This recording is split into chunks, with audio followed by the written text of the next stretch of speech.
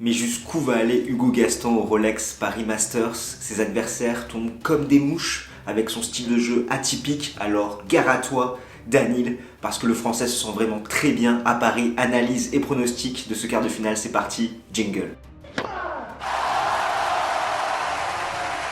Daniil Medvedev continue son excellente saison 2021 avec 51 victoires, 12 défaites, 4 titres à l'US Open, à Toronto, Marseille et à Majorque. Il défend son titre acquis au Rolex Paris Masters en 2020. Et pour arriver en quart de finale, il est venu à bout de Ivashka ainsi que de Corday. Il a concédé un set. C'était contre l'Américain en 8e de finale et il a passé en tout 3h23 sur les cours. C'est vrai que pour le moment, Medvedev a fait du Medvedev.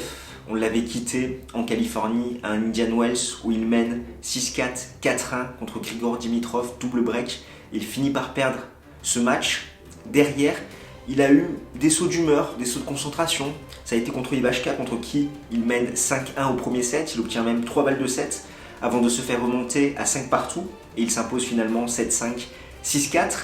Contre Sebi Korda, ça a été un petit peu pareil dans le premier set. On a eu un Russe un petit peu trop passif face à un Américain qui a crânement joué sa chance, qui s'est montré très agressif, qui n'a pas hésité à monter au filet, qui a sauvé les 4 balles de break qu'a obtenu son adversaire, qui a été beaucoup plus réaliste sur les engagements adverses. Il prend le premier set 6-4. Derrière, il va baisser totalement en régime dans le second set. Il va aller beaucoup plus rapidement à la faute.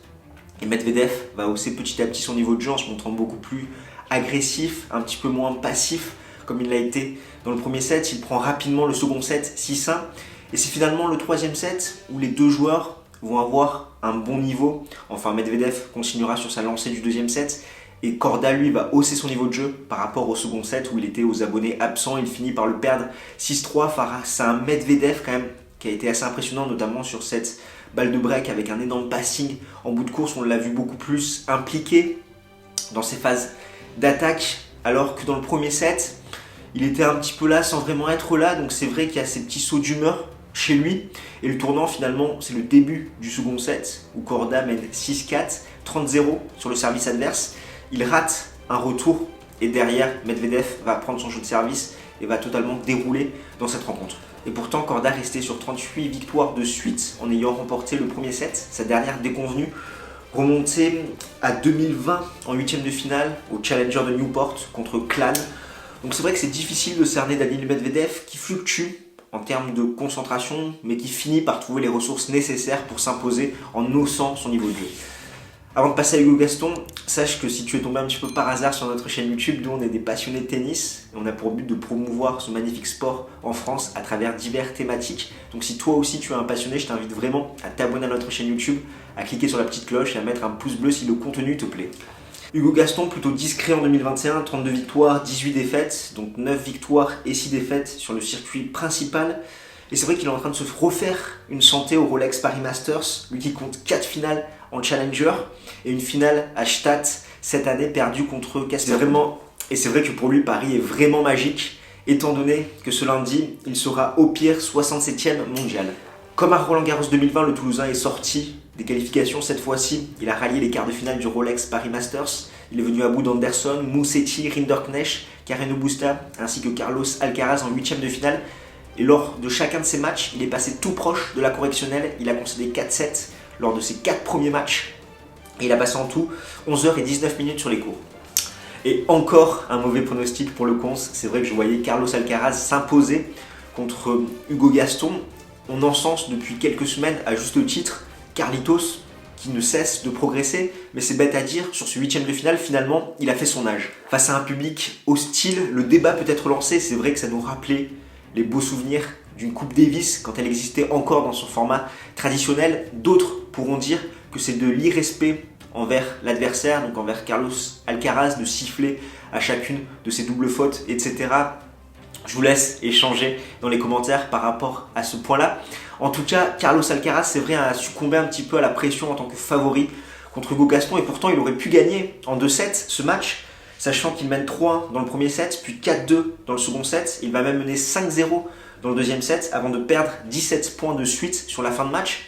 On connaissait Hugo Gaston avec son jeu atypique qui pouvait perturber le rythme de l'Espagnol et c'est totalement ce qui s'est passé entre un joueur très combatif, un public hostile qui a totalement porté son Français Carlos Alcaraz a perdu un petit peu pied. On a eu Hugo Gaston qui a énormément changé de rythme, varié les hauteurs. Ce qui fait que dans le second set, Carlos Alcaraz n'arrivait plus à passer un seul coup droit au-dessus du filet. Il a commis énormément de fautes directes. Et c'est là que le débat peut être lancé de nouveau quand je te dis que Carlos Alcaraz fait son âge. C'est vrai qu'il a montré de très belles choses. Mais là, il n'a pas résisté à la pression d'un joueur local porté par son public. Parce que oui, c'est bien beau, au final il a été hué sur ses doubles fautes, mais c'est impardonnable derrière de commettre 27 fautes directes suite à ça. Donc, je pense que cette défaite va lui faire du bien, il va devoir en tirer les bons enseignements pour la suite, pour se mettre un petit peu plus dans cette bulle, pour ne pas succomber aux événements extérieurs. Au niveau des face-à-face, les deux joueurs ne se sont jamais rencontrés, 0-0 balle au centre. Comme d'habitude, je vais t'afficher les statistiques détaillées.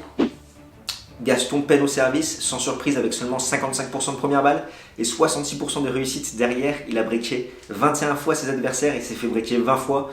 Medvedev, beaucoup plus solide et serein dans ce compartiment de jeu-là. Au niveau des clés tactiques, avec plus de 10 heures de jeu dans les pattes que son adversaire et un match qui a terminé à plus de minuit, on va voir avec quel niveau d'énergie va arriver Hugo Gaston pour son quart de finale. Donc ça va forcément peser dans la balance, même s'il sera porté une fois de plus par le public français. Et pourtant, d'un point de vue tactique, Hugo Gaston a toutes les armes pour faire douter Daniil Medvedev. Les forces du français, c'est son jeu atypique, sa patte de gaucher, son changement de rythme, ses changements de variation, de hauteur de balle. Et il peut perturber le russe, notamment sur son côté revers, en variant énormément les hauteurs, le type de balle. Parce que du coup, ça va être au russe de générer du rythme, de générer de la puissance. On sait qu'il n'aime pas ça, il préfère s'appuyer sur la puissance de son adversaire. Et on sait que ce n'est pas la force du Hugo Gaston, sa puissance, qu'il peine à trouver de la profondeur dans ses frappes. Donc ça va être à Medvedev de faire le jeu. Et c'est dans ce cas de figure-là que le russe peut aller plus rapidement à la faute, côté revers, mais également côté coup droit, où Hugo Gaston devra axer le jeu sur le coup droit de son adversaire, avec des balles un petit peu cotonneuses, où il a du mal à les réaccélérer et il peut aller plus rapidement à la faute. Derrière, la tactique de Gaston, c'est vraiment de faire avancer ses adversaires avec ses amortis puis de les faire reculer. On sait que Daniil Medvedev a une position assez lointaine sur le court, donc ça pourrait lui donner quelques points gratuits, cette tactique. Venir au filet est également une bonne option pour le français pour raccourcir les points. Après, Daniil Medvedev est un excellent serveur, sans doute le meilleur serveur auquel va être confronté le français dans ce Rolex Paris Masters. Donc à voir comment Hugo Gaston va réussir à lire les premières balles de Daniil Medvedev et à retourner ses points pour avoir un coup supplémentaire à jouer et potentiellement mettre sa tactique en place. Et ensuite, on l'a vu, les lacunes principales du français, c'est au service. Il a du mal à sécuriser ses engagements, à garder ses services en étant très serein. Et Medvedev, c'est un excellent relanceur, donc il va se faire un grand plaisir à breaker plusieurs fois son adversaire. Bref, Gaston a les armes pour gêner Daniil Medvedev en étant porté par le public, je pense, sur un set. C'est pourquoi je vois une victoire du russe en 3-7. Mais bon, à l'heure actuelle, sur ce Rolex Paris Masters, c'est vraiment compliqué au niveau des pronostics. Comme tu auras pu le voir, je te propose qu'on en débatte ensemble dans les commentaires. Et nous, on se retrouve très vite pour parler d'une autre affiche de ce Rolex Paris Masters. D'ici là, porte-toi bien. Ciao, ciao tout le monde.